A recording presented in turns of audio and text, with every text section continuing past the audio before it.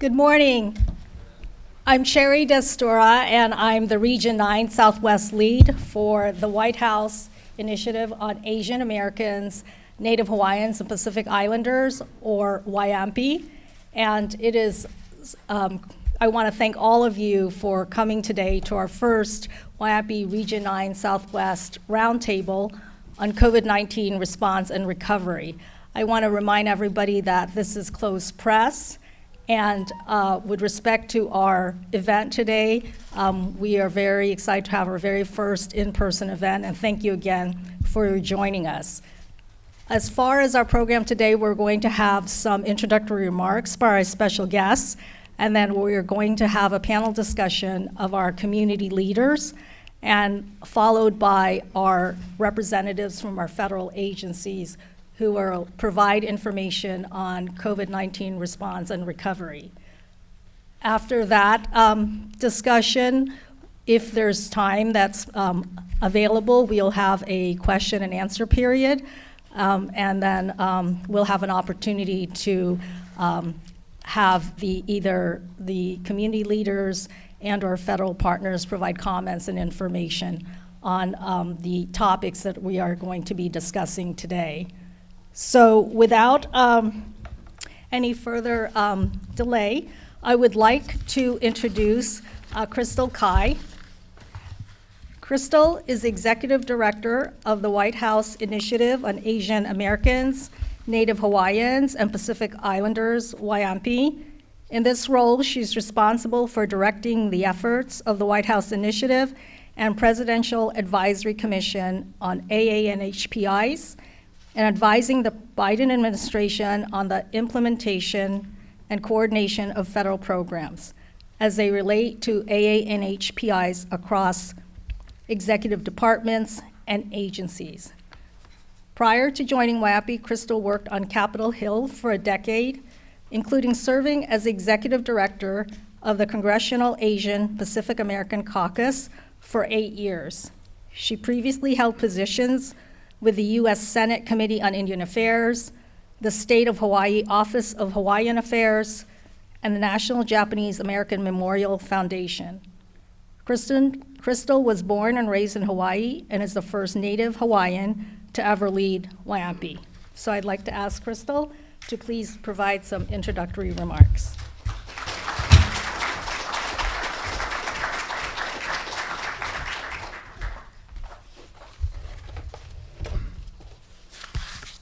Thank you, Cherry, and aloha and good morning, everyone. My name is Crystal Ka'ai, and as the Executive Director of the White House Initiative on Asian Americans, Native Hawaiians, and Pacific Islanders, or what we call WHIAANHPI, it is an honor to welcome you to today's White House Initiative Regional Network Listening Session for our Region 9 Southwest. I want to first extend my gratitude to Attorney General Bonta and his incredible team for working in close collaboration with the White House Initiative to put together today's event. And I also want to recognize our fearless Region 9 Southwest lead, Sherry Destora, for her tremendous leadership, as well as our regional network co-chairs Paul Chang and Ben Raju, who are also present today. And I want to thank our WHIAANHPI team, including our Deputy Director, Rebecca Lee, and other staff and interns who have worked tirelessly behind the scenes to make today's event possible. This is our first in-person event of the year, and I just want to say how great it is to actually be here physically in person with all of you in Los Angeles. We know that the past 2 years have truly been unlike any other, and that is especially true for Asian Americans, Native Hawaiians, and Pacific Islanders who have faced not only the disproportionate health and economic impacts of the COVID-19 pandemic, but also the alarming surge in anti-Asian hate and violence tied to the virus.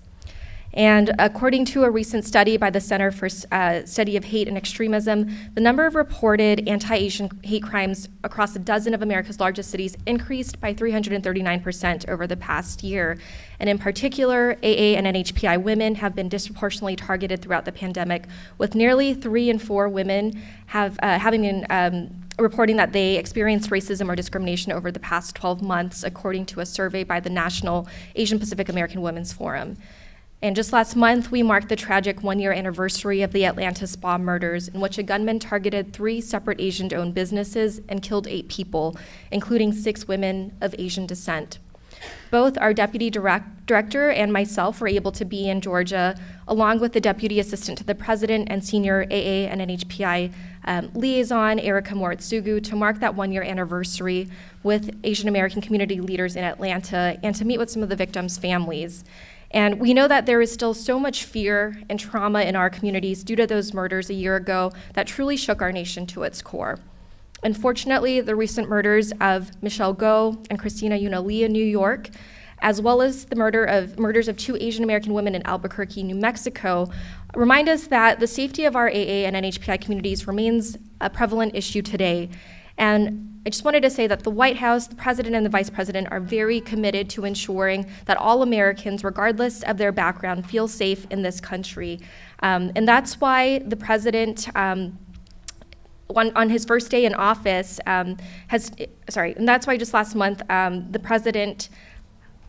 on his first day in office, the President signed Executive Order 13985, advancing racial equity and support for underserved communities throughout the federal government.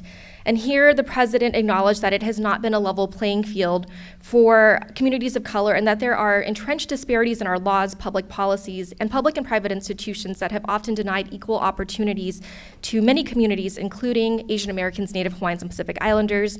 And through this racial equity executive order, the President is focused on promoting an equity agenda unlike anything ever done before.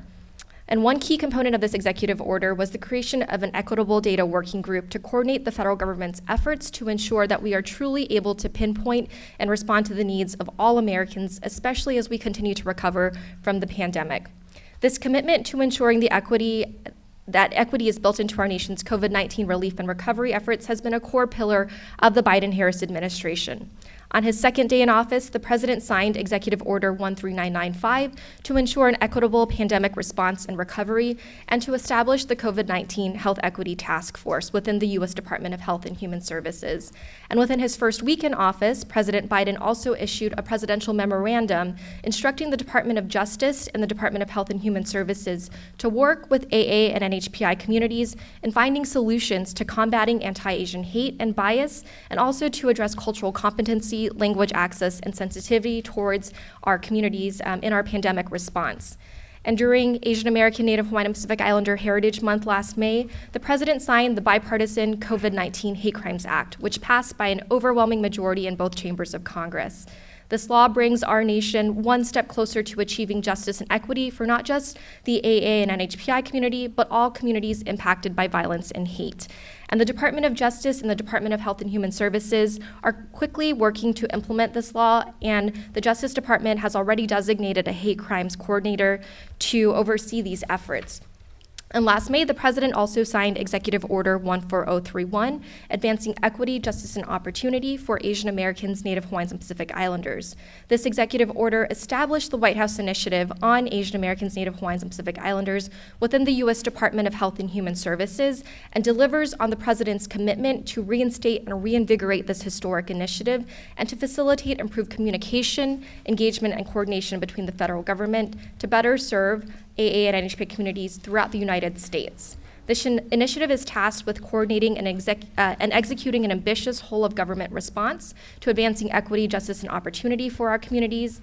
And in addition to addressing anti-Asian bias and hate, our initiative is also focused on key priorities such as tackling health disparities and economic impacts that have been exacerbated throughout the pandemic, as well as improving research and equitable data disaggregation for our communities, improving language access, and promoting the overall educational, occupational, and environmental well-being of our communities. And so we are truly grateful to all of you here today. I know we have so many of our federal partners here in the room as part of our regional network. I want to thank all of our federal officials who are here today, and I also want to thank all of our community leaders who are here representing diverse organizations who serve the Asian American, Native Hawaiian, and Pacific Islander community.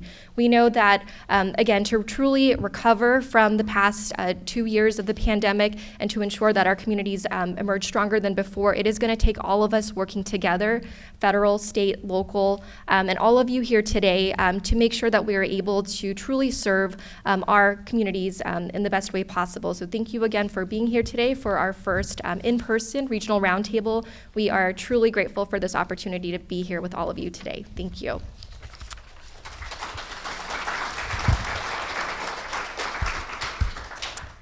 And now we have a part of our program, I just wanted to acknowledge we have so many dedicated public servants who are members of our White House Initiative Regional Network. And I want to recognize one member in particular, Catherine Hansen-Kin, who, Catherine, could you please come up here?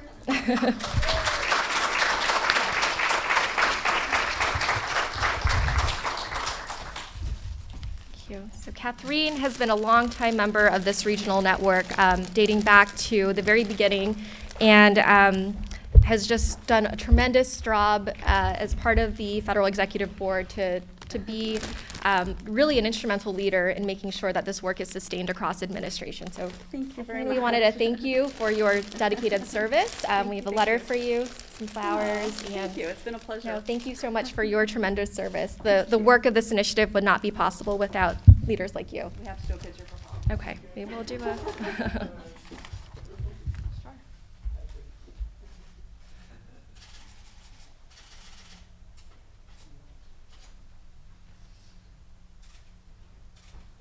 Thank you.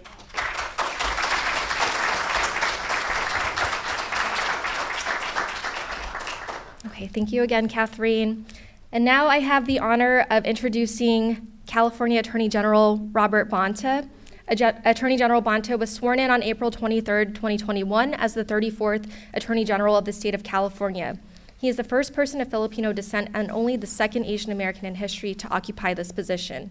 Attorney General Bonta's passion for justice and fairness was instilled in him by his parents, who served on the front lines of some of America's most important social justice movements. Their fight against injustice inspired him to stand up for those who are taken advantage of or harmed, and it's why he has dedicated his career to help right historical wrongs and to fight for people who have been harmed as a lawyer, as state assembly member, and now as the Attorney General of California. In elected office, he has taken on powerful interests in advanced systemic change, pursuing corporate accountability, standing up for workers, punishing big polluters, and fighting racial injustice. He has also been a national leader in the fight to transform the criminal justice system, and he has led statewide fights for racial, economic, environmental justice and worked to further the rights of immigrant families, renters, and working Californians. Born in Quezon City in the Philippines, Attorney General Bonta immigrated to California with his family as an infant and has been a true champion for our Asian American, Native Hawaiian, and Pacific Islander communities. So with that, I would like to welcome Attorney General Bonta to the stage.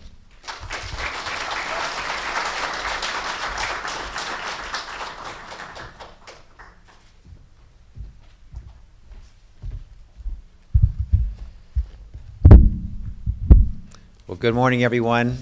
Rob Bonta, California Attorney General, honored to be here with you, and thank you, Crystal, for that very kind introduction, and thank you to the White House Initiative on Asian Americans, Native Hawaiians, and Pacific Islanders for hosting this convening.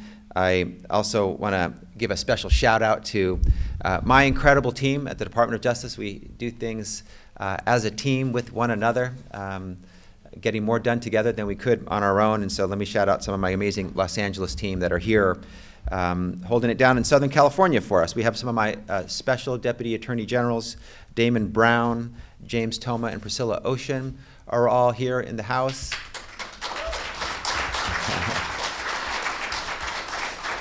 I also have from my External Affairs team, Michelle Chambers and Kathleen Gonzalez. We also have our incredible interns, Radulf Mojica and Nathaniel Steele are with us today. And we have our head of external affairs, our head of our team, Edwin Salcedo, is here.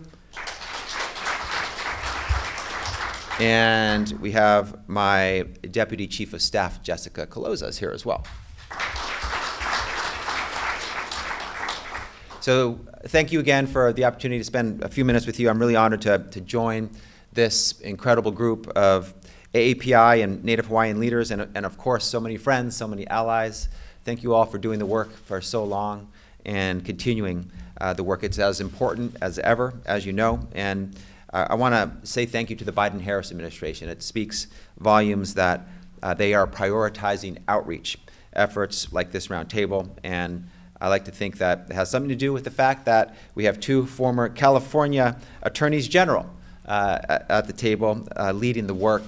You may have heard of them, our incredible Vice President, Kamala Harris, and also this initiative's co-chair, my immediate predecessor at the California Department of Justice, and also a friend, a mentor, someone who I consider a partner, just a great leader and a great person, Health and Human Services Secretary Javier Becerra, who has just been an incredible fighter for equity, for justice, for health care. And I want to just say thank you to them, thank you to President Biden, and to Ambassador Tai as well for all of their very important, very critical collective leadership. The Vice President and the Secretary have certainly left some big shoes to fill here at the California Department of Justice, but we're doing our best, working hard every day to fill those shoes. Since taking office, the California Department of Justice has been hard at work fighting for the communities that we are all fighting for in this room. We've been doing it in partnership with you as we take a note out of President Biden's playbook that we are building back better. Together, we are fighting AAPI hate. That's why I launched the Racial Justice Bureau, and many of the faces in this room are no strangers to our anti-hate crimes roundtables. We've had almost 13 of them now throughout the state and all of our big cities. And also, many of you are familiar with our newly created Community Awareness Response and Engagement Office, or CARE. Together, we are fighting for health care. Thanks in part to your vocal advocacy, my team at the DOJ won at the U.S. Supreme Court, saving the entire Affordable Care Act, a lifeline for so many of our communities during this pandemic. Proud that our Solicitor General was actually the one arguing in court in the U.S. Supreme Court to defend the durability and ongoing sustainability of the Affordable Care Act. Together, we've also fought for economic opportunity, for public safety, for housing, for racial justice. And we're engaging in this work collaboratively, having worked alongside many of the organizations here.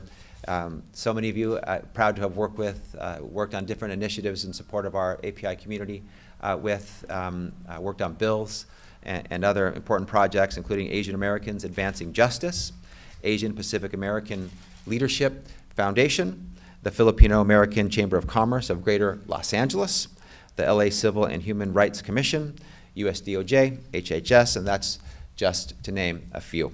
From events to meetings, from new programs to new resources, the best way to recover from this pandemic is to work together. And I'm the proud son of an immigrant mother and labor activists. As they organized farm workers for better wages and for working conditions, my parents taught me that the only way to solve problems is to solve them together. One of the incredible lessons, one of the most powerful points that I take away from the United Farm Workers of America movement is that it was a beautiful collaborative movement. Latino leaders working with Filipino American leaders and then many others in a coalition coming together from all walks of life and all backgrounds, but fighting for a common cause, and not just fighting, but winning and making a difference, transforming lives for the better. And as we stand in solidarity across cultures and communities, we break down barriers. That's how we create an equitable recovery.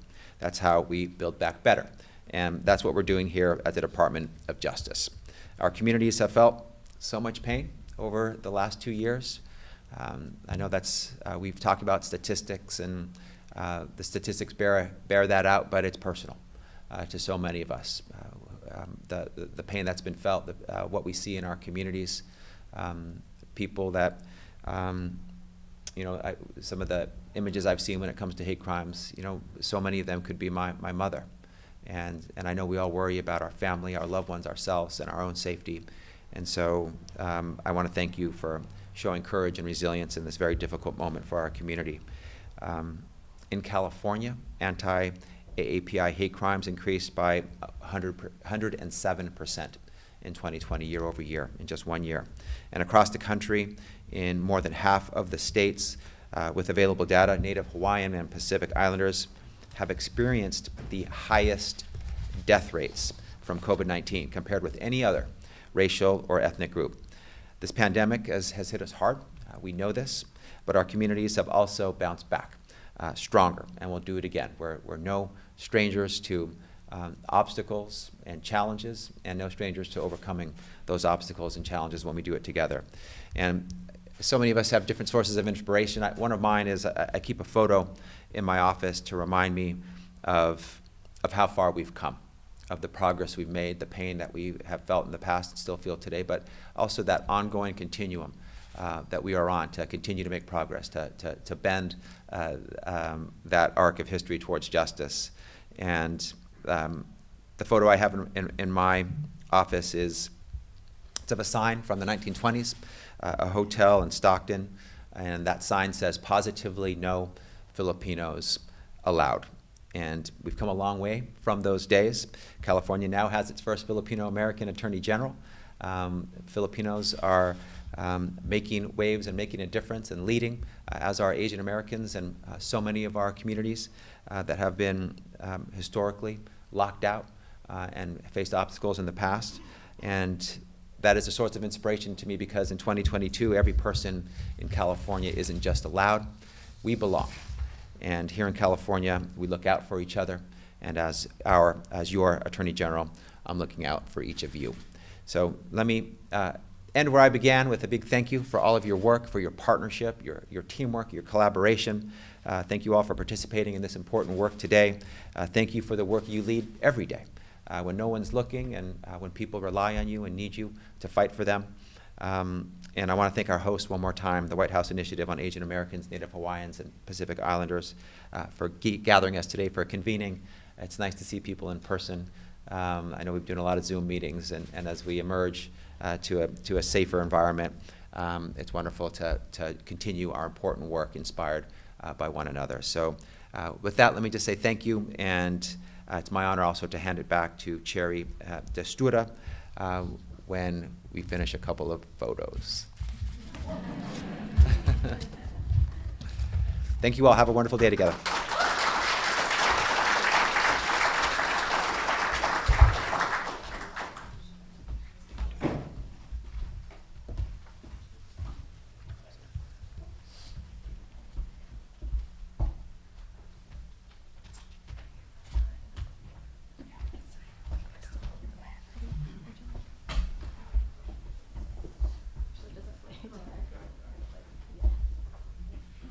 Are we? All right, you're good. Okay.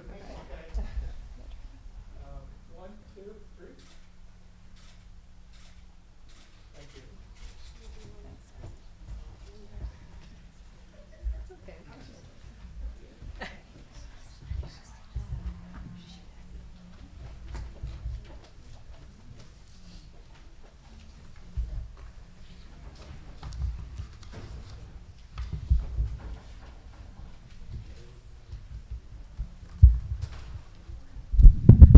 Thank you so much, California Attorney General Rob Bonta, for your remarks and for joining our roundtable today. I would like to call next our leaders in our community, on the ANHPI community, to please join me at the stage.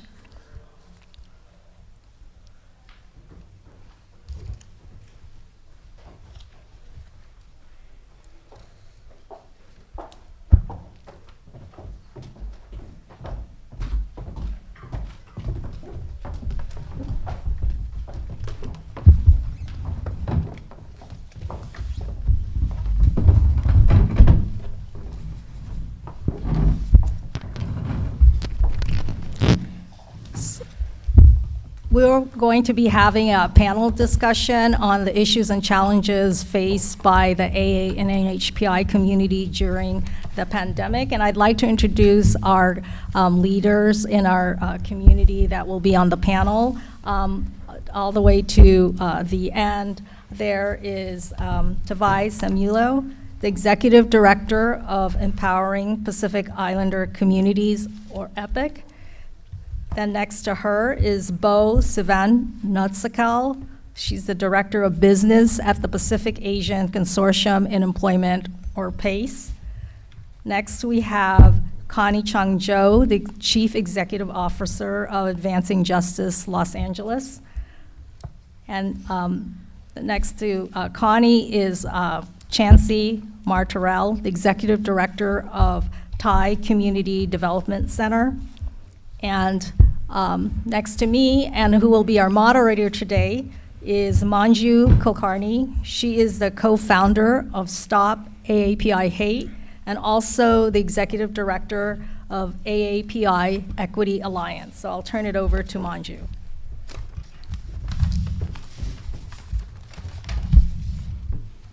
Thank you, Cherry. I was waiting in line at a home improvement store. A man cut in front of me in line, so I mentioned that there's a line and pointed to the line of people behind me. He blew up and started verbally harassing me by yelling, "Stupid effing chink. Go back to your country. Go back to where you came from. Do you effing speak English?" This example came from a young woman here in Los Angeles during the pandemic. Apologies for the language and sharing what is such a traumatic event. 11,000. 11,000 includes our ammas and appas, our titas, our titos, our nanis, our nanas. 11,000 is us. Because of what we saw emerging in 2020, we at AAPI Equity Alliance, along with Chinese for Affirmative Action in San Francisco State, formed Stop AAPI Hate. And since March 2020, we have received incident reports of anti-Asian hate and discrimination from all 50 states and the District of Columbia. A majority of these come from women. A vast majority of these are not crimes. Let me say that again. A vast majority are not crimes, and so they are not hate crimes. And there is not one profile of a perpetrator. They come from all races and ethnic backgrounds. With COVID-19, we have seen the reemergence of anti-Asian and anti-API hate. I say reemergence because we know our communities have experienced this racism for centuries. From the Chinese Exclusion Act and Page Act, to the imperialism of the Pacific Islands, to the Bellingham slaughter and the Chinatown massacre, to Japanese American incarceration and the Filipino Repatriation Act, to the alien land laws and the killing of Vincent Chin and Bulber Singh Sodhi, and now the killing of 6 women in Atlanta and 4 Sikh Americans in Indianapolis. Individual acts, but also federal, state, and local policies. Our communities have not simply endured the racism and experienced racial trauma, but we have resisted, and we have refused to accept secondary status. And today, we refuse to accept hate and the health, housing, and economic inequities. And that is why today's panelists will discuss not only the issues, but the critical work their organizations have been doing to address the inequities.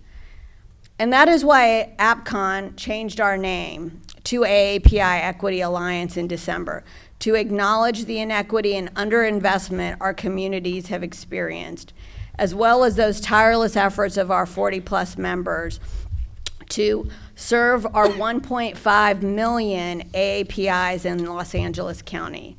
I'm so proud that these 4 panelists come from the membership of AAPI Equity Alliance. I want to thank Crystal, Becky, Cherry, the commissioners, which include Carrie Doy, also executive director of one of our largest member organizations, for their work to address inequities and for today's event. And so I'll start off with questions to Connie to talk about this hate that our communities experienced. Connie, can you tell us what the biggest challenges are to responding to the needs of AAPI communities during this rise of anti-Asian hate? Yeah, thank you, Manju, for the question, and thank you all for being here, and to WHIAANHPI and Crystal and Cherry for inviting me to participate. So when you look at the biggest challenges our API community have had, there's a number of them.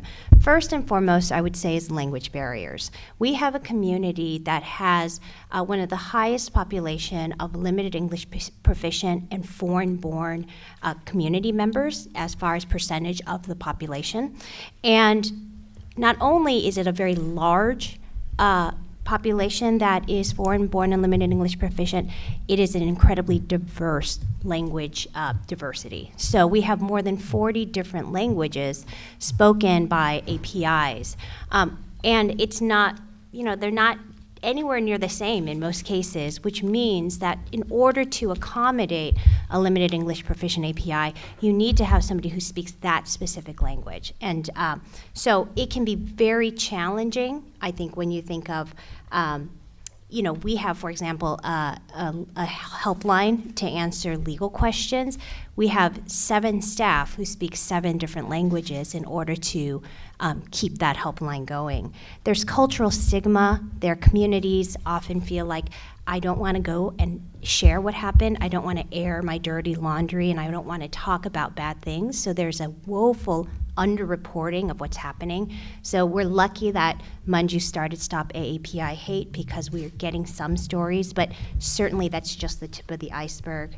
I would also add that there was a lack of acknowledgement for the entire first year that this was happening to our community, and there was a lack of political will to respond to it. Honestly, the first year of COVID, people didn't really seem to give a damn outside of the Asian American community that we were being attacked. And it wasn't until Oakland, it wasn't until Atlanta that all of a sudden people said, oh my gosh, Asians are being attacked. Well, we've had it happening for thousands of people. And and because we also don't have as much political influence, and I don't think we've been as civically engaged historically as some other communities, it was slow going to get any reaction and to get response from different policymakers to make changes about this. Thank you, Connie. Tavai, I wanted to ask you, we know that Pacific Islander communities have really been hit hard by COVID-19. What are some of the key lessons for the AA and NHPI community from the pandemic and from the disease itself? Thank you for the question. I really want to invoke the words of the prescient scholar Kimberly Crenshaw, who stated that inequality is actually one of the most daunting pre-existing conditions that any of our communities have to face. And so that when we look at the devastating rates of COVID-19 in the NHPI community, what we're looking at is actually, this is what racism and poverty look like for NHPIs. This is how it manifests itself in economic precarity and health disparities. And so it was less about learning and more about the ways that it validated what we've always known, that these systems do not serve our communities, that COVID-19 doesn't discriminate, but our systems and institutions do. And so that the ways that the impact of this pandemic have been distributed have been terribly inequitable.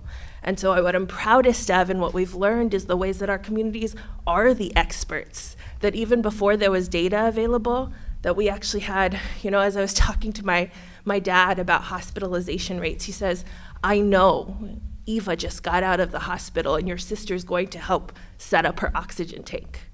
That our lived experiences are actually what we need, and that data is actually what systems waited for to validate all of our concerns, things that we were already experts on. So I think the key lessons are the ways that our communities know, even before data does, that to believe us, as Connie said, believe us when we tell you it's severe, even before it gets too bad, before it becomes our murders, our deaths, that people have to see in order to take action. Thank you, Tavai. Bo, I wanted to ask you about the challenges faced by AAPI small businesses due to the pandemic. Can you speak a little bit about that, and perhaps also those businesses that are owned by other communities of color? Sure, thank you. Hi, good morning, everyone. My name is Bo Sivanansugun, and I serve as the director at Pacific Asian Consortium in Employment. Before I'm going into the question, I want to give a brief background of the AAPI small business owners. I think you may aware that most of our business owners, they are doing or operating a higher risk type of business. So for example, like restaurant owner, donut store, retailer, and also like service industry like spa, nail massage, also like maybe independent contractor, like a gig worker. So just give you a perspective, like like, who they are and what they do. So I have identified 3 main challenges, for the AAPI business owners here. I think the first is definitely echo Connie's comment earlier about the language barriers. I have seen a lot of information, like, around the internet during the COVID-19 pandemic, but then maybe the information may not provide in languages. So they may have heard about the SBA, PPP loans, or like other grant available, but they may not have, a better comprehension like how they would apply for it. The second main challenge would be the technology challenge, because even though now they have information that they may be able to access to this, service and support from the public and the private sector, but due to the COVID-19 restriction that they may not access these services in person, so they have to overcome the technology challenges to apply, online and then go through like uploading all the documents. And the last challenges would be that there may not be financial documentation ready. So I would say they may not prepare that tax return well or financial statement. So as the result, all this together present challenge for the AAPI business owners. Thank you, Bo. Chancee, how has the pandemic exacerbated the housing crisis in Los Angeles, and have the eviction moratoria and rent relief programs made a difference for housing insecure populations? Thank you for that question, Manju. Our low-income community members live in one of the most expensive metropolitan areas, and they are rent burdened. They're actually paying over 60% of their income on rent. This translates to extreme unstable housing and high rates of overcrowding and a disproportionate risk of losing their homes in this time of economic instability. And our community members, as a result, are even more vulnerable to homelessness.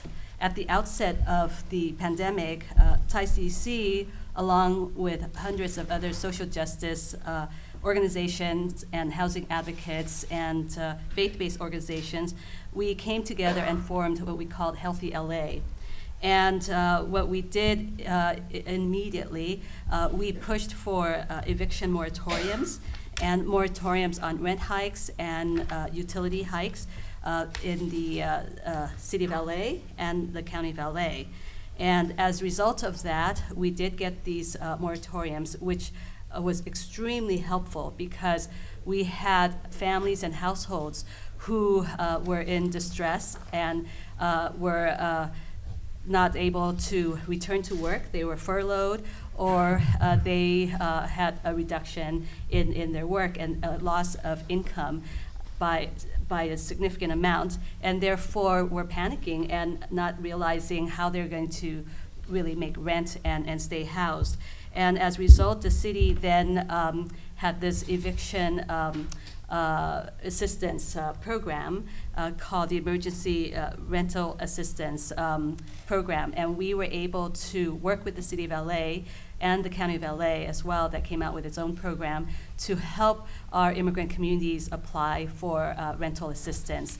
Now, there's barriers and challenges to that because a lot of times they don't have the technology to go into the portal to apply. So TICC happened to be one of the organizations that had to help with the application process. And then Stay Housed LA was created, coalition of legal aid organizations that now can provide the legal aid and counsel to families and households that end up receiving an eviction notice and need to be given some counsel and provide some representation. And TICC also now has an eviction defense program to navigate people through the eviction process, which at this time is illegal because there's still a moratorium in place. But a lot of our immigrant members don't know that. Right. So to follow up on that, what recommendations do you have long-term to increase access and equity for vulnerable populations? Well, you know, TICC, we at the outset of COVID had triaged, and we created the Thai CDC CARES, the COVID aid relief, rapid response, and emergency services. And as a result of that, we were able to actually get funders to recognize that there's an issue of health disparity in low-income marginalized Asian communities, and there are language barriers and cultural barriers, and therefore we could not access a lot of the public health directives because they're not in language.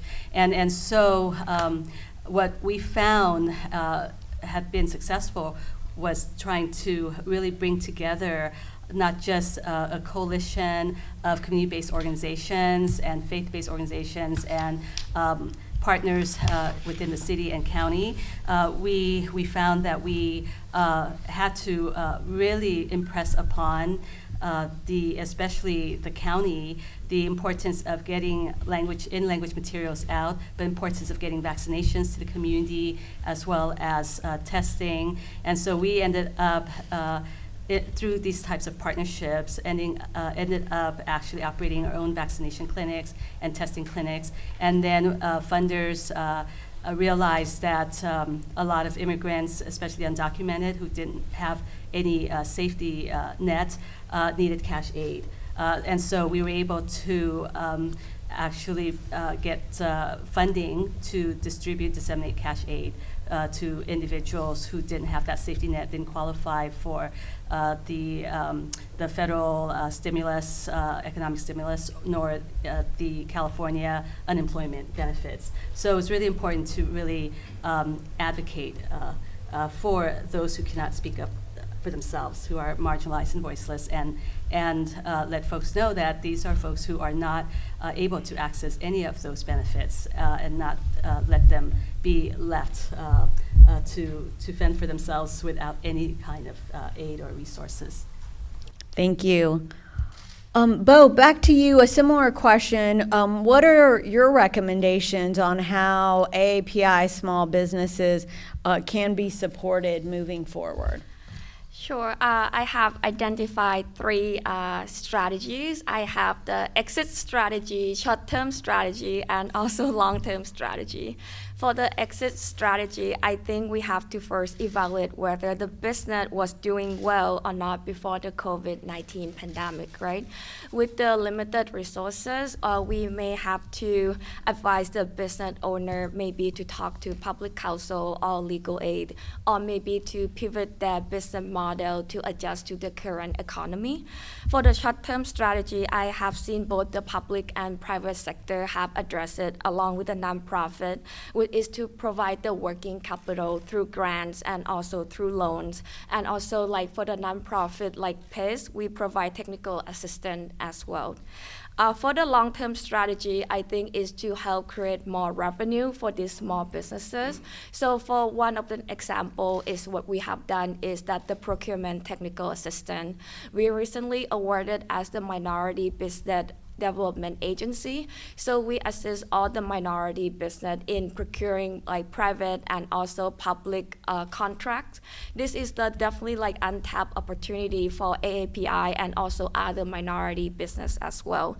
It may not applicable to all businesses. For other businesses, we provide like closely technical assistance program. And then also, as I mentioned earlier about the financial ready, including the credit counseling as well. So then they are prepared not, for the next COVID-19. I keep my finger crossed here, but maybe, whatever come in the future. Yes. Thank you. Tavai, you provided us context for, why COVID happened and the disproportionate impacts it had in terms of, essentially the permanent racism and white supremacy we've seen in our country. What is the role of government agencies in supporting the recovery of NHPIs? Yeah, thank you for that. So in thinking about this, I think it's really critical to name, I'm critical of data, obviously, because I don't think anything is neutral. I also want to talk about the role that data disaggregation played in being able to see the severity of the situation. I think data that's most neutral really allows us to measure the severity of an issue and also the efficacy of a solution. And so I think I push for data disaggregation and want to name that the majority of states do not disaggregate data. So the majority of states are actually not ready to measure the solutions that we are posing in order to meet them. So I think it's about making sure that as federal agencies that you are disaggregating data, that you are prepared to receive our communities and our solutions. I think the other component to consider and really be clear about that is a celebration in December 2020, the restoration of COVA Medicaid at the federal level. That is now, we're closely monitoring state implementation. So the restoration of COVA Medicaid only came after people were able to see that this entire community that has not had access to health care paid severely, that they accounted for 0.5% of most populations in the counties that they were in, and still a quarter of the deaths. So now what was incumbent upon us is to look at all of the other benefits that they've actually been excluded from FEMA funeral assistance to employment to all of the things that were actually taken away with welfare reform in 1997. I think the last piece is how are we actually partnering with NHPI leaders and NHPI organizations who are the ones that are on the ground and the best equipped to actually name the problems and the solutions, and being really clear that our communities and our cultures are not a deficit. They're actually an asset to making sure that our communities are safe, healthy, and protected. Thank you, Tavai. And Connie, how do we think about building safety for our AAPI communities in a way that shows solidarity with other communities of color? Right. So I think one thing that's important is we need to reorient from talking about anti-Asian hate crimes and really focus on hate incidents. Because as Manju mentioned, the majority of the hate we've seen have actually not risen to the level of a criminal activity. So when we focus too much on the crimes component, then you lose out on serving a lot of victims who've faced a lot of trauma. I've talked to people who've been threatened with their lives. They've been spat on. They've been towered over as women by men that they said, I was scared for my life. But it did not rise to the level of a crime because it was speech. We need to address those situations as well. So when we focus too much on hate crimes, we're not doing it. The other thing about focusing on crimes is what we've learned, especially through the Black Lives Matter movement, is that the criminal justice system disproportionately hurts certain communities of color, particularly the Black community. So if we focus on interventions that we feel, okay, maybe this is going to create safety for our community, but at the expense of other communities of color, that is not a good solution. In 2 weeks, we mark the 30th anniversary of the LA uprising, which happened in the wake of a verdict of acquitting 4 white police officers of Rodney King's beating that was videotaped at that time. And in that situation, there was $1 billion in damages. 63 people's lives were lost over 6 days. And 40% of those damages were in Korean-owned businesses. And so in the Korean community, we call it 사이구. And what was interesting is to see how the Korean and Black communities were pitted against each other at that time. And we also know at that time that those businesses in Koreatown burned to the ground because the police and the firefighters didn't come to us. They went to Beverly Hills and they went to Brentwood. And so what we've seen is historically challenges where our policies and sometimes our government and sometimes our criminal justice system has pitted communities of color against each other, and the Asian community is often treated as the model minority. And this is an historical practice that when you create that kind of racial hierarchy, communities fight with one another. And what we don't do then is collectively look at keeping our eye on the prize, which is addressing racial inequality for all of us, right? And so that is one of the challenges of when we say, okay, we need safety for our community, and so we want more police on the streets, knowing that that is not going to address all of the hate incidents, knowing that many of our community members are also very intimidated and weary of going to the police. If you're LGBTQ, if you're undocumented, if you come from a community where historically that country was not good to you if you went to the police, there are a lot of our community members that are scared as well. And so I see too much focus on hate crimes legislation and policies and not enough on things like long-term prevention programs such as Asian American ethnic studies. Let's add more dual language immersion programs so kids are exposed to different languages. Let's focus on the data disaggregation that Tavai mentioned. Let's focus on anti-discrimination laws that Stop AAPI Hate is working on. Let's focus on some of these other areas that seem to be getting disregarded or not enough attention because of the focus on hate crimes. Thank you. And I just want to thank all of our panelists for their very thoughtful answers and really just the amazing work that they do day in and day out in serving our communities. Their tireless efforts really are what have really enabled many in our community to stay together, to continue to feed their families, to have housing, to survive COVID. So I just want to acknowledge all the work that you all do, and thank you all for the opportunity to share that with you today. And I'm going to turn it back over to Cherry.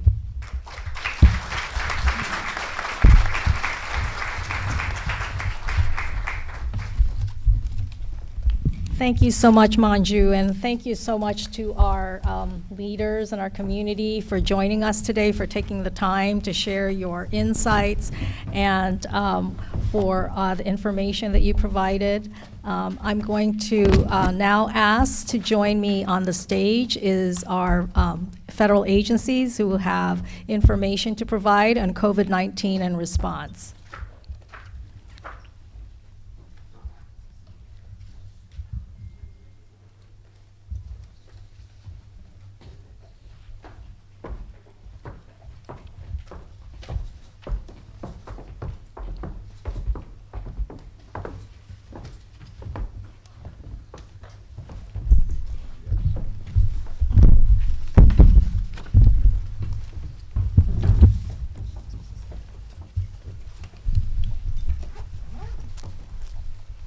And before we start with our federal agencies, I'd like to make a special acknowledgement to Carrie Doi, who has joined us today, who is a commissioner on the President's Advisory Commission on AA and NHPIs.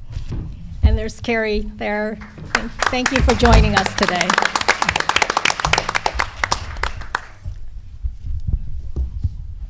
And I'd also like to acknowledge our additional commissioner, Dr. Reynaldo Samoa, if he's here today.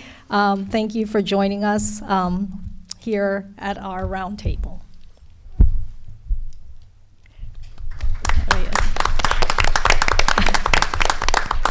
So I'd like to introduce our members of our federal agencies who will be providing information on COVID-19 response and recovery. First, we have Jason Poo, the Regional Administrator for Region 9 at the U.S. Department of Housing and Urban Development. Then we have Justin Locke, the U.S. Department of Justice. He's a Community Relations Service. Next, we have Commander Michelle Sandoval Rosario. She is a PACE Region 9 Director at the U.S. Department of Health and Human Services. And we have next Christine Park Gonzalez, the Acting District Director at the EEOC Los Angeles District Office. And last, and next to me is Victor Parker, the Deputy Associate Administrator of the U.S. Small Business Administration. So I'll start it off with Jason to provide information on COVID-19 and response, and have Jason then turn it over to the agency to your right. Thank you so much, Jason. All right, thank you. Hello, everybody. I'm Jason Poo, the still new Regional Administrator for HUD Region 9. It covers the states of Arizona, California, Hawaii, Nevada, and American Samoa, Guam, and the Northern Marianas Islands. I was appointed to this position by President Biden at the end of last year, and I started on January 3rd. Many of you know me as the former community advocate, business attorney, and mayor and council member for the city of San Gabriel. It's an honor to be here with all of you and to see so many old friends and also to meet some new ones. So I also want to thank Chair Destura, and I guess you're pronouncing it WHIAANHPI. I submit that respectfully that at times we could also pronounce it we ain't happy. And so thank you to Cherry and WHIAANHPI for organizing this event and for inviting HUD to be part of this important conversation. At HUD, over the past couple of years, we've been doing so much to advance equity and promote justice and opportunity. We've been working on COVID-19 response and recovery, and we've been working with our community partners to help lower income and underserved communities affected by COVID-19 address their housing and health needs. All of last summer, we worked alongside community-based organizations and HHS to connect HUD-assisted households and the public to COVID-19 vaccination sites and resources. These efforts resulted in over 1,300 COVID-19 vaccination clinics nationwide. Here in Region 9, our team conducted over 350 activities, including outreach to community partners and stakeholders like Thai CDC and KYCC, who support the Asian American and NHPI communities.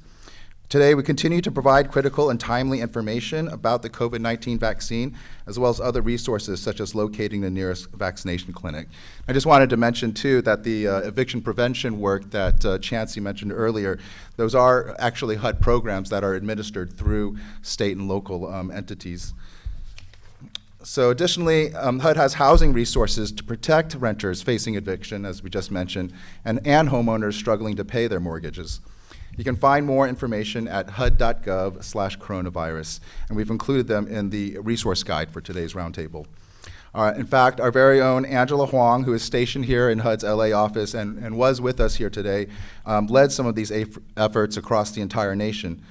We're proud of the work that she and HUD has done with our state and local partners to help people stay in their homes and thereby help to prevent homelessness in this time when we know that so many people have fallen behind in their rent or mortgage payments. HUD's also working to remove barriers to remove the barriers of access to homeownership for people of color. Like other homeowners of color, WHIAANHPI homeowners have faced barriers to homeownership and discrimination in the housing market. On March 23rd, President Joe Biden, Vice President Kamala Harris, and HUD Secretary Marcia Fudge announced the Property Appraisal and Valuation Equity Action Plan, or PAVE. PAVE is an interagency effort, the first of its kind, aimed squarely at dismantling racial bias in home lending and appraisal processes and promoting generational wealth creation through home ownership. This action plan is the most wide-ranging set of reforms to the home appraisal process since Congress passed landmark financial reform legislation in 1989. The PAVE task force is co-chaired by HUD Secretary Fudge and White House Domestic Policy Advisor Susan Rice. Again, it's the first of its kind interagency initiative to address racial bias in home appraisals, and it strives to address discrimination in appraising home values and hold the appraisal industry fully accountable for systemic racial disparities. Just as a side note, I saw a statistic today that according to, I think, the Bureau of Labor, 98% of appraisers across the country are Caucasian. I think we need to check that because that sounds almost unbelievable, but I did see that earlier this morning. So finally, I'd be remiss if I didn't mention that April is National Fair Housing Month. And Fair Housing Month underscores the Biden-Harris administration's commitment and progress toward advancing equity in housing and securing equal access to housing opportunities for all, including for WHIAANHPI community members. HUD's efforts in fair housing work to enforce our nation's fair housing laws, to fight against discrimination in housing, lending, and as I mentioned, in property valuations. And as you know, federal discrimination laws, civil rights laws, protect against discrimination on the basis of race, color, national origin, religion, sex, including now gender identity and sexual orientation, familial status, and disability. So these are just some of the efforts that HUD has been undertaking over the past couple years and continue to undertake in partnership with our other federal, state, local, and tribal partners. And we seek to continue to assist all of our communities survive and emerge from this COVID-19 pandemic. A collection of these and some of the other resources are provided for you in the folders that you'll have. And again, thank you for having HUD at this table. We look forward to our continued partnership with WHIAANHPI, or as I say, sometimes we ain't happy. And and find ways that we can continue to support our AA and NHPI communities as we rebuild and recover from COVID-19. And in that regard, I'm also proud to announce that Ming Guo, who's one of our, also from our Los Angeles field office and who's here today, will be joining the effort, the WHIAANHPI effort on detail in just a few weeks. So please give her a round of applause and thank you once again.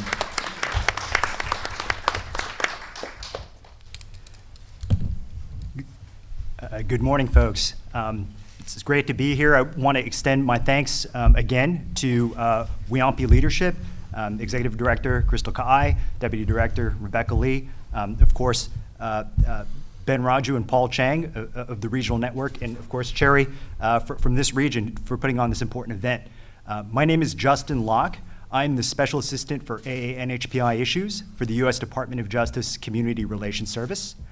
For those of you who may have not had the chance to work with us or look us up on Wikipedia prior to this event, we're a small component within the U.S. Department of Justice that is charged under Title 10 of the Civil Rights Act of responding to community tensions on the basis of race, color, and national origin, as well as under the Matt Shepard, James Byrd Jr. Hate Crimes Prevention Act of responding to and preventing violent hate crimes on the basis of not only race, color, and national origin, but gender, gender identity, sexual orientation, and disability. Now, I think the work that the CRS does is unique to this problem, one of the problems facing the API community today in the form of AA/NHPI hate, in that the DOJ CRS is not an investigatory or litigatory agency. We don't represent parties in court. We don't make determinations of fact, investigate, or serve in a law enforcement capacity. Rather, we are community mediators and conflict resolution specialists when it comes to these disputes that really tear at the fabric of who we are as a community, who we are as Americans. The services that we provide, as I mentioned, are a little bit different than what people normally associate with a justice component. Rather than represent parties in court or investigate or make determinations of fact, we provide mediation, facilitation, training, consultation, and those type of services, really leveraging the expertise of communities. And as some of the members of the previous panel said, including Tavai and some others, the real experts are in the community. And so for those of you joining us via the live stream, I wish you could see what's on the other side of this table, which is a room full of socially distanced people from community groups, organizations, just everyday members of community that are interested in addressing these issues, this wide range of issues, from inequity in health, housing, to hate and bias. This agency, the DOJ CRS, we are available at no cost to communities. We act in a neutral way. We don't, as I said, represent individual parties to a dispute. Rather, we are here to leverage the expertise of communities to bring them together to come to a mutually agreeable solution. We don't impose or direct any particular course of action. We're here to, again, facilitate a process where the solution that comes out of this is something that communities can live with themselves. And oftentimes, those solutions are more creative, more durable, and have more buy-in than anything that so-called experts could imagine. And so I want to leave you with that. We serve all 10 federal regions of the United States, including Hawaii, Guam, the Pacific, and we'll include some information about our services specifically in the resource pack that'll be sent out. Thank you. And with that, I'll pass it over to the next speaker. Great. Hello. Okay, great. Hi, good afternoon, everyone.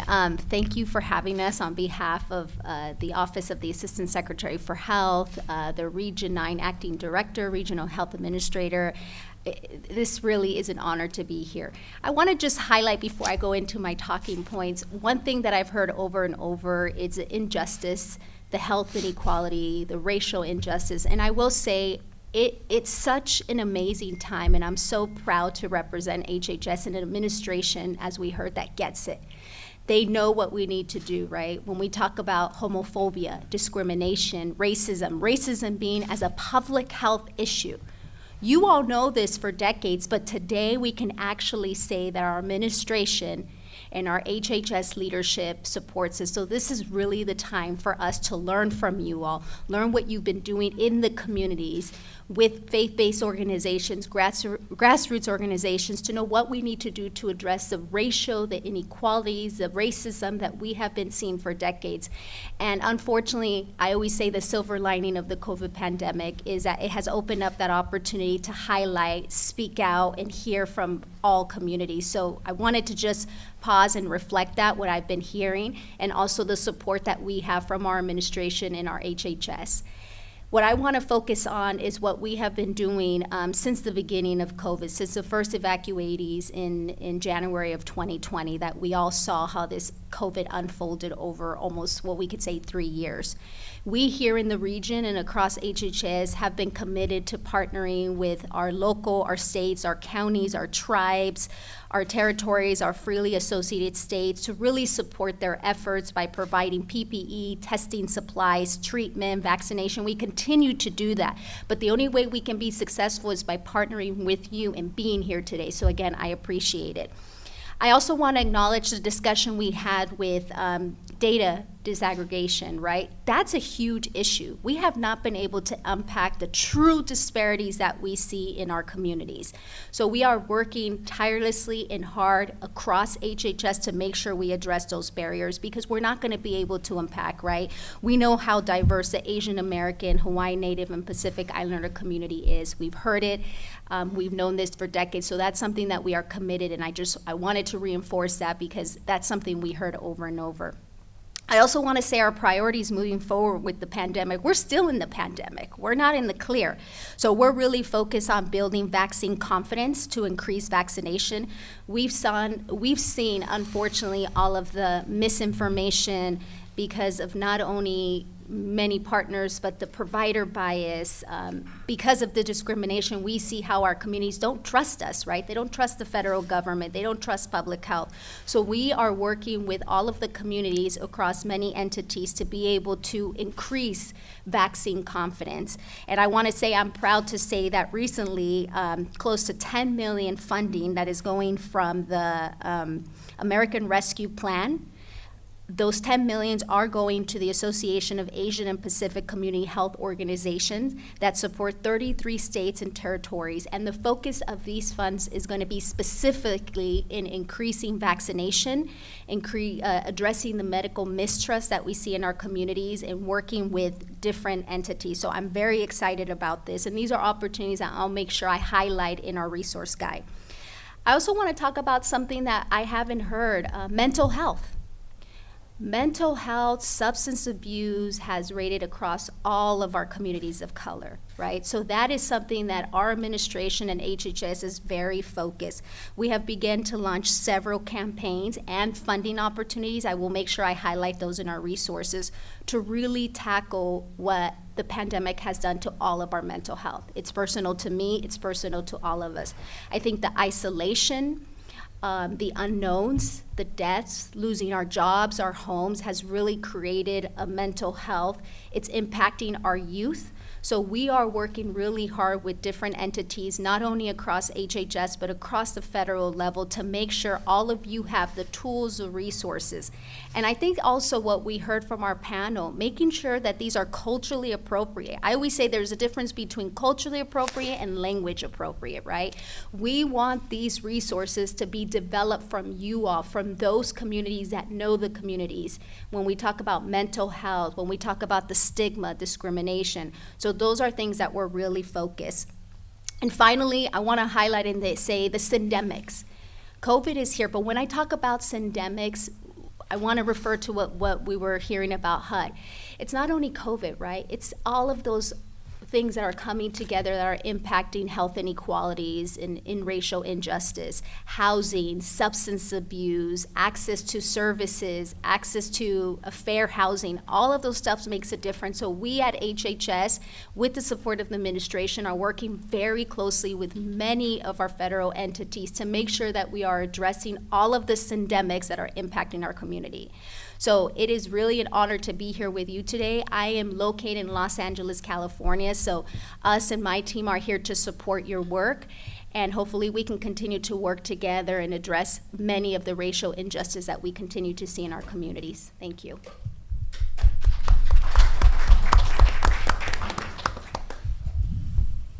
Good morning. Thank you for having me here today. My name is Christine Park Gonzalez. I'm the Acting District Director for the Equal Employment Opportunity Commission, or EEOC. When it comes to AAPI hate in the workplace, we are your federal resource. We are a federal civil rights agency that enforces laws against discrimination and harassment in the workplace based on your race, color, national origin, sex, religion, age, disability, and genetic information. So what does that mean? If you or someone you know has experienced, denied a job, denied a promotion, paid less, treated differently, or harassed at work because of your ancestry or your country of origin, there may be a violation of federal law. Our agency is nationwide. Obviously, my jurisdiction is Southern and Central California, Southern Nevada, Hawaii, and the process starts with a charge. Anyone can file a charge of discrimination, and for those that are afraid to come forward, third parties can also file charges on behalf of others. For us, jurisdictionally, we require that the employer has at least 15 or more employees for most of the laws that we cover, 20 or more for age discrimination, and just 1 for unequal pay between men and women. We also require that the last act of discrimination occurs within 300 days of the charge filing date. For us, we have a vast staff. I have an office here in Los Angeles as well. I have staff that speak several languages, and we also use teleinterpreters too because we don't have all 40 languages that was referenced by the prior panel. We rely very heavily, I'm looking at our partners in the front row. I'm such a fan of your work, and I really appreciated the information that you provided earlier today, and it is critical to the work that we do. As someone mentioned before, this community does not come forward readily, and so our partners are really that bridge between us and the community groups. So I'm looking at folks that have already referred cases to us. Chancee of the Thai CDC, she referred a case involving Thai farm workers who came in by the hundreds, who were placed onto farms in Washington and Hawaii states. They were not just harassed, they were trafficked and treated differently because they were Thai. They would not have come forward if not for Chancee and for her organization. I'm looking at our regional attorney, Anna Park, hopefully you can stand up, who's done a tremendous job in litigating these cases for us. She is just fabulous. And we have a variety of services. So with the charge, we serve the employer. We have a mediation program to try to resolve cases early on, should the parties agree, led by the fabulous Cherry Destura, who's been doing a great job leading us here today. We do investigations, we settle cases pre-litigation, and our services are free. They're free and confidential until Anna has to step in to litigate. So, we're here for you. We've done many of these cases for many, many years, but obviously there's an uptick.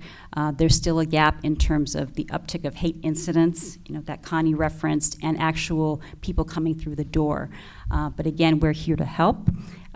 We are all here as resources, and so we have our website, www.eeoc.gov, where people can actually start the process. But if that's too cumbersome, just give us a call and we'll walk you through.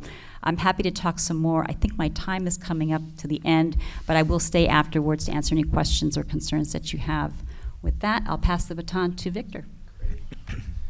Good morning, everybody, and thank you so much for having me. It's a pleasure to have you here as the executive director. It's really nice for you to come to Los Angeles and to visit with us. And thank you to Cherry for having me. I am Victor Parker. I'm the Deputy Associate Administrator for the U.S. Small Business Administration. I am responsible for all of SBA's 68 district offices across the country, as well as our 10 regional offices. But right here in Los Angeles, you all are under the great leadership of Ben Raju, who is here in the room today, and I want to acknowledge him as not only the district director for Los Angeles, but as the national co-chair of WHIAANHPI. So you all are in good hands, and that's what I want to start with. As far as the Small Business Administration is concerned, it's been all hands on deck, as you all are aware, ever since the COVID pandemic started. We have been able to execute not only the Paycheck Protection Program and our COVID economic injury disaster loans, but several other specific grants and programs related to helping our small business community right here in Los Angeles, which is really the capital of small business. Oftentimes you will find that Los Angeles has the largest number, not only of actual businesses, but businesses in terms of number of loans, contracting opportunities, as well as the technical assistance that's provided by many of our partners who you heard earlier today, including PACE and our commissioner that is here, Carrie Doy, as well as Bo and her leadership. Thank you so much, as well as Thai CDC, who is also a part of our network of resources that we provide for all of small businesses across the greater LA area. So as we look going forward, a couple of things I want to make sure that folks are aware of, that you may be able to help us get the word out, because that's the important part, is making sure that the community is aware. And as Bo stated, it is very clear that the types of businesses that are traditionally in underserved markets or in markets that need attention, including the Asian market, are those that were most hardly hit by the pandemic. Those are the smallest of the small businesses. It's the retail businesses. It's those folks that are sole proprietors. It is those folks that are dealing with restaurants. Those are really key industries and markets right here in Los Angeles that are just critical to our economic recovery and economic growth. And so going forward, we're going to continue to work with our folks at PACE and Thai CDC to make sure that information is provided in language. Right now, those folks that have received the Paycheck Protection Program, there's a forgiveness process. And so we're working very closely with our partners and with small businesses to make sure they are aware of what that process looks like so they can apply for that forgiveness. The same will happen with the COVID economic injury disaster loan, where we will have folks on board and on the ground to help go through that process of making sure we are prepared for repayment as we recover from this pandemic. As somebody just stated, the pandemic is not over. We are here. We're going to have to roll up our sleeves. There's a lot of work to be done, and we can't do it without all the great partners and the folks that are here in this room. The next thing I do want to kind of mention really quickly is our expansion of a lot of different programs. Under the Biden-Harris administration, we have now launched the Community Navigator Program, which is $100 million that was distributed to several different community-based organizations to help us further reach communities and help them with small business and economic development assistance. And so right here in Los Angeles, you will find that we have got great community navigators right here on the ground that will be able to help you, and you'll get more information about that in the resource guide that will be provided to you. So if you hear nothing else that I say today, get to know your Los Angeles district office. Go to the district office. We have a great team under Ben's leadership that is here to help you, whether it's access to capital, whether it's contract and procurement opportunities and capacity that we want to help to build for our small business community, as well as connecting you with Thai CDC and PACE. Our community partners are going to help us to grow. So thank you all again for having me, and thank you for being here.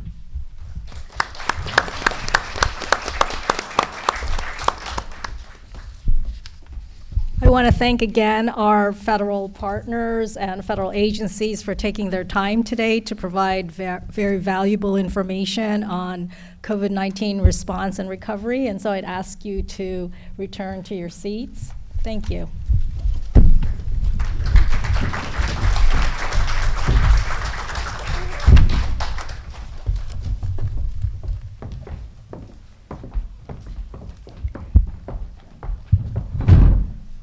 So we are at the question and answer period of our roundtable, and we only have time for 1 or 2 questions. And so these questions were pre-submitted prior to registration. So I would like to call Connie to respond to this question. If you could just be at the front of the stage, because as you all know, this is being live streamed. So Connie, what do you feel are the most important interventions or policies that government and community leaders should prioritize to curb anti-Asian hate?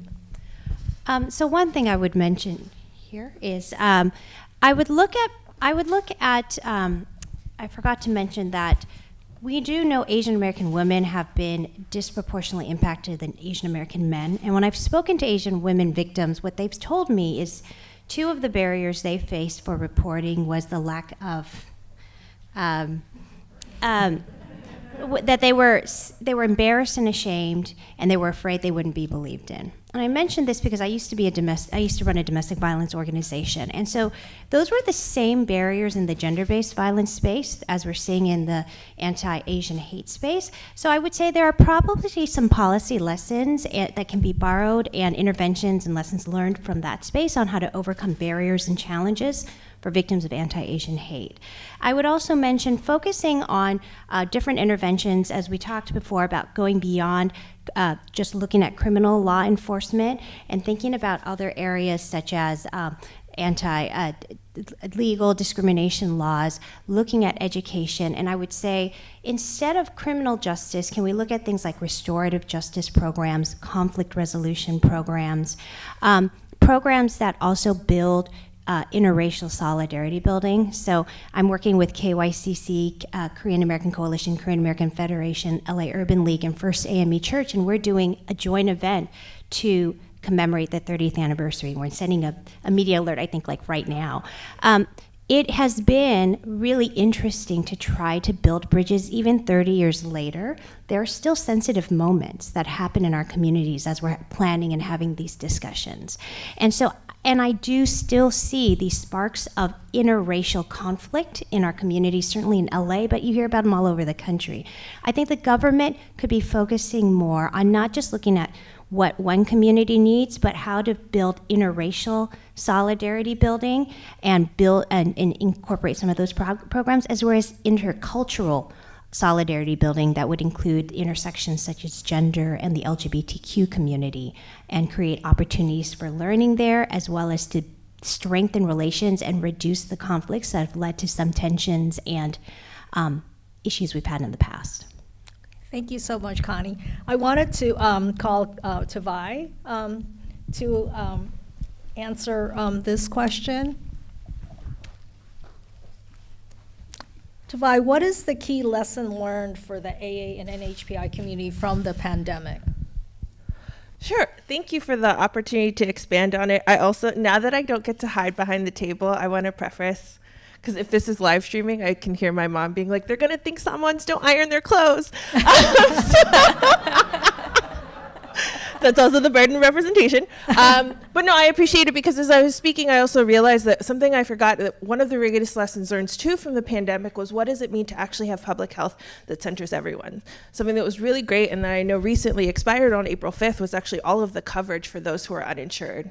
And as I said, COVID-19 and its Greek alphabet of friends does not care if someone's insured. So it's actually incumbent upon us to take that responsibility. And that the uninsured goes beyond just immigration, because insurance is also tied to employment. So how do we think about the ways that our systems serve everyone, that prioritizes their humanity? The other component is, I'm going to continue to punctuate this piece around data, because for so long data has been weaponized to erase our communities, to tell us that we're statistically insignificant. So how do we understand data and measuring our proximity to equity, and also deciding that the way that we distribute resources is not based on the size of a community, but the size of the impact of inequity and how it shows up? Thank you. Thank you so much. And our last question, if I could ask Justin to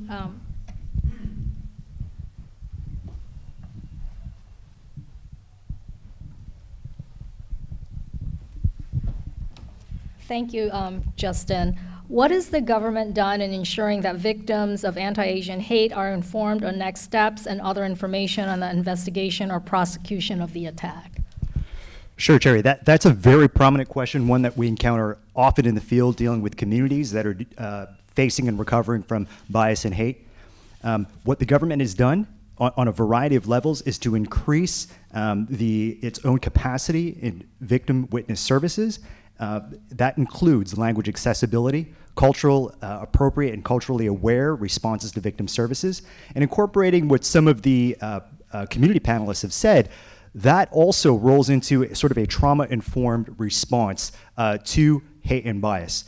Are we embracing a whole-of-government approach to victim services to ensuring that they understand what is the process, the investigative process, and the litigatory process, and in the case that, as Manju said, the majority of incidents are simply do not meet the legal definition of a hate crime. If they are, and I don't want to say just the bias incident, but if they are a bias incident as opposed to a hate crime, are we communicating that with a degree of clarity and with a degree of sensitivity to communities in a way that is not dismissive, to understand that there is a negative impact, that there's a trauma, not only on behalf of the individual victim, but on behalf of a community? And I think that that's one of the things that make this issue of of racial bias and hate unique, in that the impacts can affect somebody who may not be the direct victim, right? And so are we sensitive to that as well? Are we taking a whole of government, whole of community approach and addressing those needs that may deal with things like food insecurity, economic opportunity, housing and education as well? And so I think that those are some of the things that we're doing and that we can do and that we can do better. And finally, I think one of the things that we continue to do is listening. And so I encourage everybody here or on the live stream to continue continue this conversation and this dialogue and talk with us. Let us know what we can do better in serving your needs. Thank you so much, Justin. And so, unfortunately, we are at the end of our program, and I just wanted to let everyone know that this is, we hope, the first of many opportunities for roundtables for our community, our state and local officials, our federal partners, and our community organizations to continue our conversation as to the issues and the challenges that we are facing, and to come together for possible solutions so that we can work together as we recover from the pandemic. So I want to extend a thank you again to the community leader panel, to our federal agency panels, also a special thanks to the California Attorney General's office for providing us the support and this opportunity to use this amazing space to be able to come and meet together. And of course, I want to again thank Crystal for being able to come out to our region to have our first roundtable. After this event, I'll be sending out a resource guide of information from federal agencies that have provided information here today, and any other federal agencies that'd like to provide information on COVID-19 recovery and response, and I'll be sending that out in an email. So thank you again, everyone, for attending our roundtable, and we hope to see you again soon.